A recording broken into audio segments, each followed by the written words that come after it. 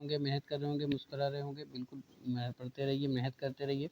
मेरी प्रार्थना है कि आप सबका सिलेक्शन हो। जैसा कि आप जानते हैं कि 25 क्वेश्चनों की महत्वपूर्ण श्रृंखला के अंतर्गत हम लोग भारतीय संविधान यानी कि भारतीय राज्य व्यवस्था भी कह सकते हैं उसको, का हम लोग अध्ययन कर रहे हैं और 175 क्वेश्चन हम डिस्कशन कर चुके हैं। आज हम लोग 176 क्वेश्चन से देखेंगे। तो चलिए फटाफट से इसको शेयर कर दीजिए, लाइक कर दीजिए। वीडियो को कैसे लगती है कमेंट में ज़रूर बताएं। जो मेरे चैनल पे विजिटर हैं उनसे गुजारिश है कि इस वीडियो को सब्सक्राइब करें, बेल आइकन ऑन कर दें ताकि उनको नोटिफिकेशन मिलती रहे। चलिए शानदार सेशन, शानदार टॉपिक के साथ शुरू करते हैं। चलिए, तो मौलिक अधिकारों से जुड़े निम्नलिखित अनुच्छेदों के युगों में से कौन सा एक यानी युग्मों में से कौन सा एक भारतीय संविधान के अनुच्छेद 359 के अंतर्गत आपात स्थिति लागू करने के दौरान लंबित हो सकता है? अनुच्छेद 20 से 21, अनुच्छेद 14 और 15, अनुच्छेद 16 और 17 या फिर अनुच्छेद 24 और 25।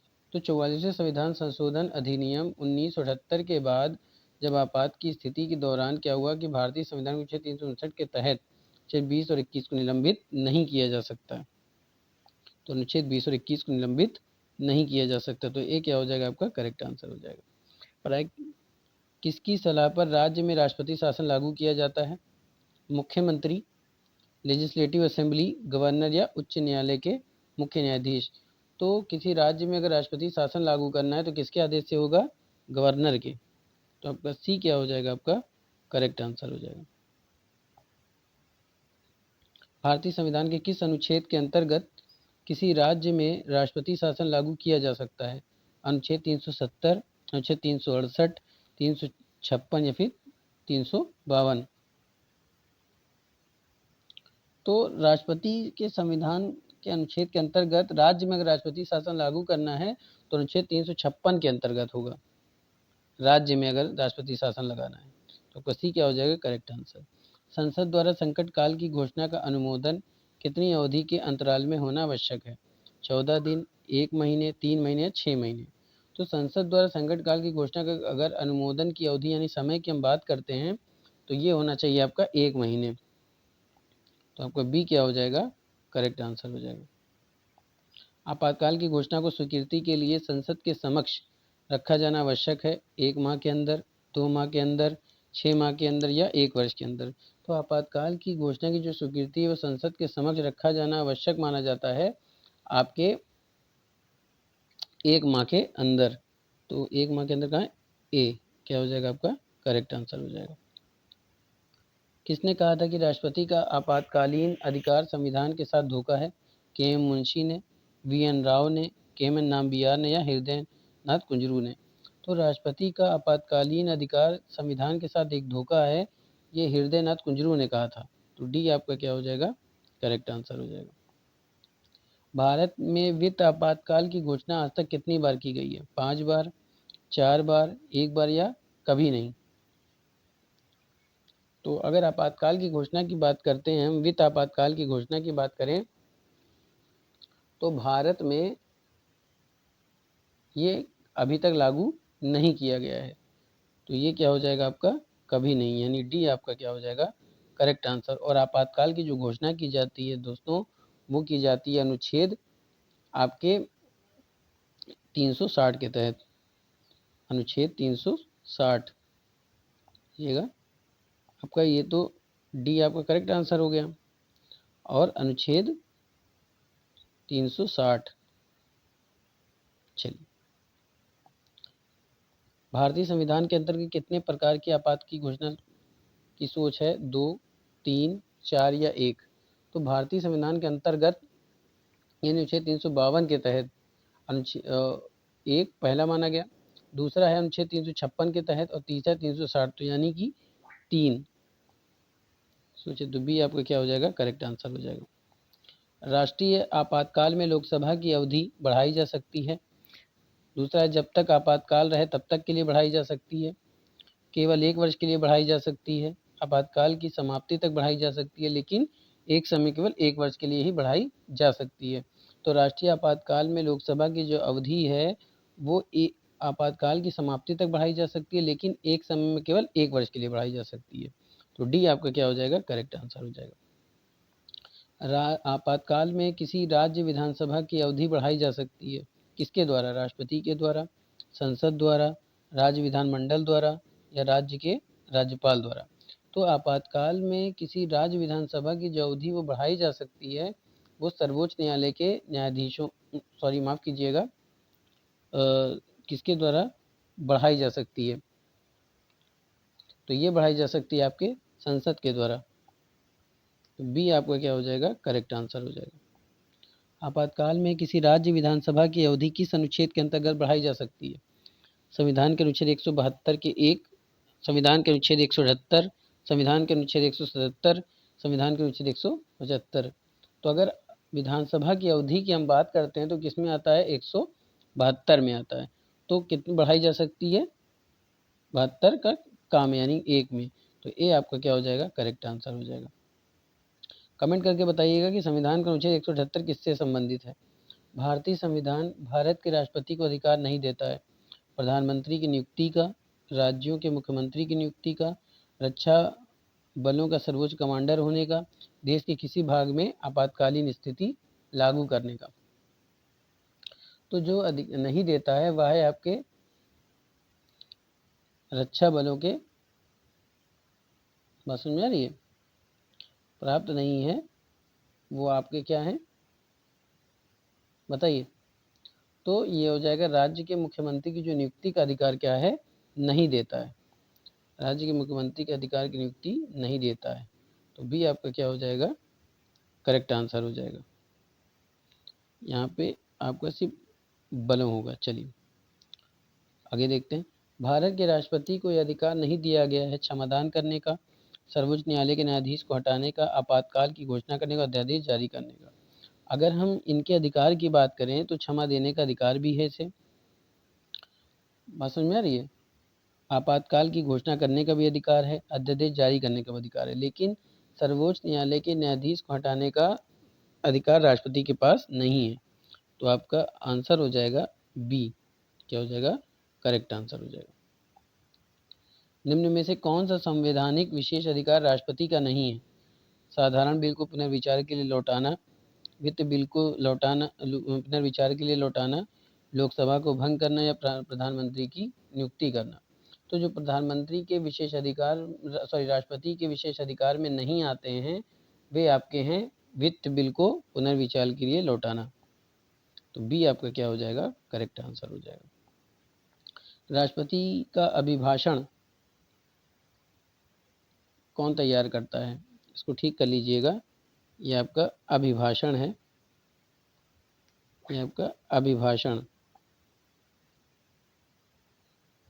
तो आपका अभिभाषण कौन तैयार करता है? स्वयं राष्ट्रपति, लोकसभा अध्यक्ष, राज्यसभा के सभापति या केंद्रीय मंत्रिमंडल।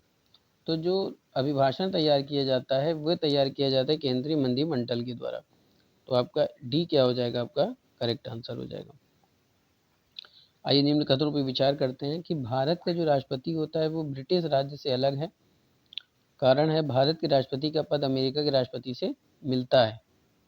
तो जो भारत का राष्ट्रपति है वो ब्रिटिश के राज्य से अलग है, बिल्कुल सही है। भारत के राष्ट्रपति का पद अमेरिका के राष्ट्रपति से मिलता है, तो ये बात गलत है। कारण गलत है, कथन सही है। तो क्या हो जाएगा आपका? सी। सी आपका क्या हो जाएगा? करेक्ट आंसर हो जाएगा। स्वतंत्र भारत के प्रथम राष्ट्रपति थे बिहार से, तमिलनाडु से, उत्तर प्रदेश से, आंध्र प्रदेश से। तो जो स्वतंत्र भारत के प्रथम राष्ट्रपति चुने गए थे वे आपके थे उत्तर प्रदेश से। तो डी आपका क्या हो जाएगा? करेक्ट आंसर हो जाएगा। दो अवधि के लिए भारत के राष्ट्रपति कौन थे? Doctor Radhakrishnan, doctor Rajendra Prasad, doctor Zakir Hussain या इनमें से कोई नहीं। तो जो दो अवधि के लिए जो राष्ट्रपति चुने गए थे वे चुने गए थे डॉक्टर राजेंद्र प्रसाद, यानी बी आपका क्या हो जाएगा? करेक्ट आंसर हो जाएगा। सर्वसम्मति से चुने जाने वाले भारत के राष्ट्रपति थे राधाकृष्णन, वी गिरीश, एन संजीव रेड्डी या ज्ञानी जैन सिंह। तो सर्वसम्मति से चुने जाने वाले जो राष्ट्रपति थे वो आपके थे एन संजीव रेड्डी। सी आपका क्या हो जाएगा? करेक्ट आंसर हो जाएगा। तो जो नीलम संजीव रेड्डी जो चुने गए थे उनका कार्यकाल कब से था? 1977 से 82 तक। चलिए आगे चलते हैं। भारतीय राष्ट्रपति के सर्वसम्मति से चुने जाने का अभी तक एकमात्र उदाहरण है नीलम संजीव रेड्डी, राजेंद्र प्रसाद, राधाकृष्ण या जाकिर हुसैन। तो ये आपका हो जाएगा नीलम संजीव रेड्डी। तो आपका ए क्या हो जाएगा, करेक्ट आंसर हो जाएगा। निम्न में से कौन असंगत है? पंडित जवाहरलाल नेहरू, राधा कृष्णन, जाकिर हुसैन और राजेंद्र प्रसाद। तो जो असंगत इसमें माना गया है वो आपके क्या है, पंडित जवाहरलाल नेहरू। क्यों? क्योंकि ये भारत के प्रधानमंत्री थे, जबकि बाकी सब क्या हैं, राष्ट्रपति थे। तो क्या हो जाएगा इसका आंसर, पंडित जवाहरलाल नेहरू, यानी ए आपका क्या हो जाएगा, करेक्ट आंसर।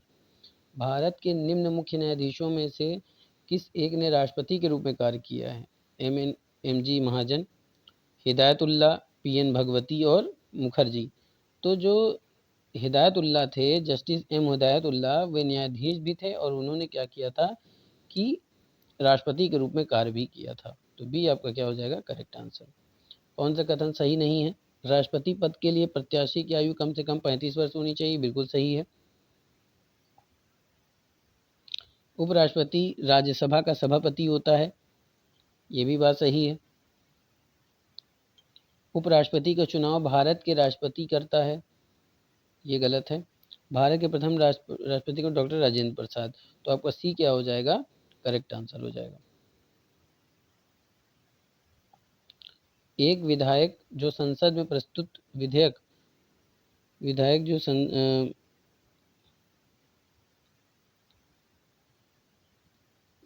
इसको विधेयक कर लीजिएगा।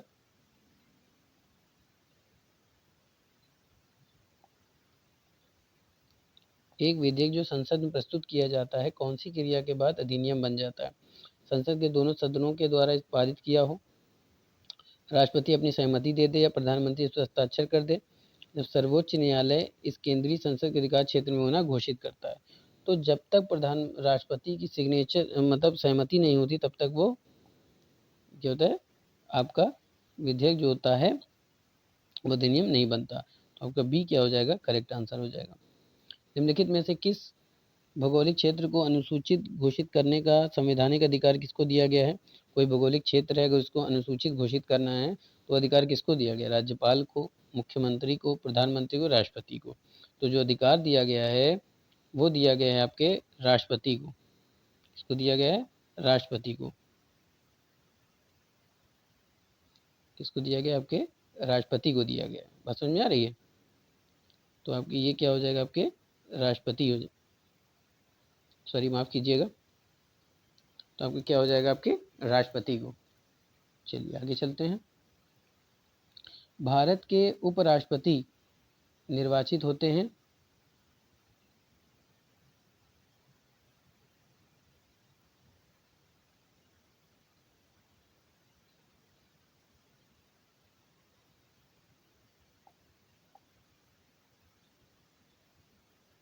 माफ़ कीजिएगा 1 मिनट, कुछ टेक्निकल इशू है।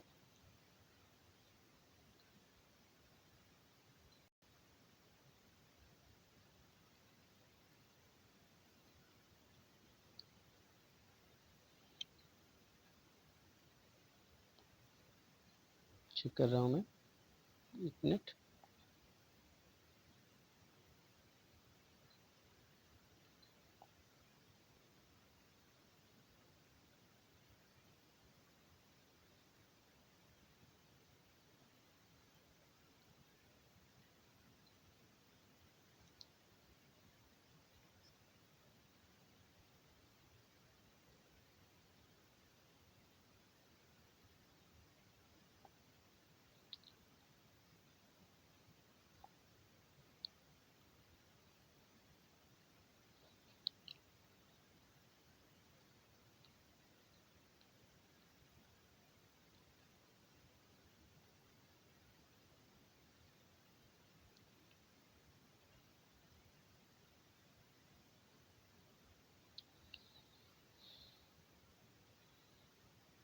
हाँ देखिए, एक विधेयक संसद प्रस्तुत किया जाता है वो किसके? जब तक प्रधानमंत्री आपके हस्ताक्षर ना कर दे। तो बी आपका क्या हो जाएगा, करेक्ट आंसर हो जाएगा। चलिए आगे चलते हैं। कौन सा भौगोलिक क्षेत्र जो अनुसूचित घोषित करने का संवैधानिक अधिकार दिया गया है? तो ये दिया गया है आपके राष्ट्रपति को। तो डी आपका क्या हो जाएगा, करेक्ट आंसर हो जाएगा। भारत के उपराष्ट्रपति निर्वाचित होते हैं जनता के द्वारा। निर्वाचक मंडल द्वारा जो राष्ट्रपति को निर्वाचित करता है, संसद के दोनों सदनों के सदस्यों द्वारा या राज्य के विधानमंडलों द्वारा। तो जो भारत के उपराष्ट्रपति जो निर्वाचित होते हैं, बात समझ में आ रही है, जो निर्वाचित होते हैं वो किसके द्वारा होते हैं?